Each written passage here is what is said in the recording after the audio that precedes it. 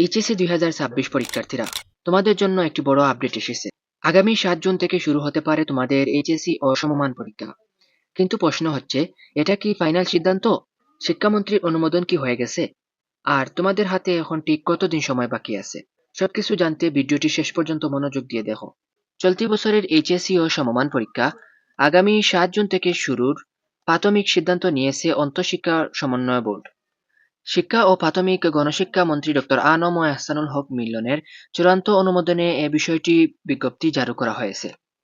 রবিবার 29 মার্চ দুপুরে শিক্ষা মন্ত্রণালয়ের মাধ্যমিক ও উচ্চ মাধ্যমিক বিভাগের সভাকক্ষে বোর্ড চেয়ারম্যানদের সভায় প্রাথমিকভাবে এই সিদ্ধান্তটি নেওয়া হয়েছে। সভায় উপস্থিত একটি শিক্ষা বোর্ডের চেয়ারম্যান দ্য ডেইলি ক্যাম্পাসকে এ তথ্য নিশ্চিত করেছেন। অর্থাৎ 29 মার্চ তোমাদের রোজ রবিবার দ্য ডেইলি ক্যাম্পাসকে একজন শিক্ষা বোর্ডের চেয়ারম্যান এ তথ্যটি জানিয়েছেন। নাম অপ্রকাশিত রাখার শর্তে বোর্ড চেয়ারম্যান বলেন, এইচএসসি পরীক্ষার সময় ঘনিয়ে আসছে, সেজন্য পরীক্ষা শুরুর একটা তারিখ ঠিক করতে গতকাল সভা হয়েছে। সভায় প্রাথমিকভাবে 7 জুন থেকে পরীক্ষা আয়োজনের সিদ্ধান্ত হয়েছে। তিনি আরো বলেন, গতকাল সংসদ অধিবেশন থাকায় শিক্ষামন্ত্রী সভায় ছিলেন না।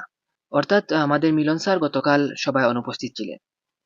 তিনি অনুমোদন দিলেই 7 জুন থেকেই এইচএসসি ও সমমান পরীক্ষা শুরু হবে। তবে আমরা এই প্রতিবেদনটি পড়ে এখানে একটি গুরুত্বপূর্ণ বিষয় বুঝতে পারলাম। এই সিদ্ধান্তটি এখনো চূড়ান্ত নয়, কারণ শিক্ষামন্ত্রীর অনুমোদন ছাড়া এটি ফাইনাল হবে না। গতকাল সংসদ অধিবেশন থাকায় শিক্ষামন্ত্রী সভায় অনুপস্থিত ছিলেন। তিনি অনুমোদন দিলেই অফিসিয়ালি এই বিজ্ঞপ্তিটি প্রকাশ করা হবে। এখন একটি হিসাব করে দেখো, আজ থেকে 7 জুন পর্যন্ত তোমাদের হাতে প্রায় 2 মাসের মতো সময় আছে। এই সময়টা যদি ঠিকভাবে কাজে লাগাতে পারো, পুরো সিলেবাসটা একবার রিভিশন দিতে পারো, মডেল টেস্ট বারবার দিতে পারো এবং দুর্বল যে টপিকগুলো রয়েছে সেগুলো যদি তোমরা কভার করতে পারো, তাহলে তোমাদের দ্বারা ভালো একটা রেজাল্ট করা সম্ভব। কিন্তু যদি তোমরা এখনো গাফলাতি করো, তাহলে পরে আফসোস করা ছাড়া আর কিছুই থাকবে না। দেখো, ভালো রেজাল্ট কিন্তু একদিনে হয় না। প্রতিদিন ছোট ছোট পরিশ্রম মিলিয়ে বড় একটা সাফল্য তৈরি হয়। তুমি যদি 5 থেকে 6 ঘন্টা বা এর থেকে বেশি সময় মনোযোগ দিয়ে পড়াশোনা করতে পারো, তাহলে তোমার দ্বারা ভালো কিছু করা সম্ভব। মনে রাখো, আজকের কষ্ট তোমার আগামী দিনের গর্ব।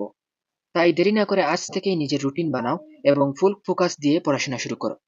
তোমাদের জন্য আমি পরের ভিডিওতে নিয়ে আসবো, তোমাদের কি সত্যিই অভিন্ন প্রশ্নের পরীক্ষা হবে?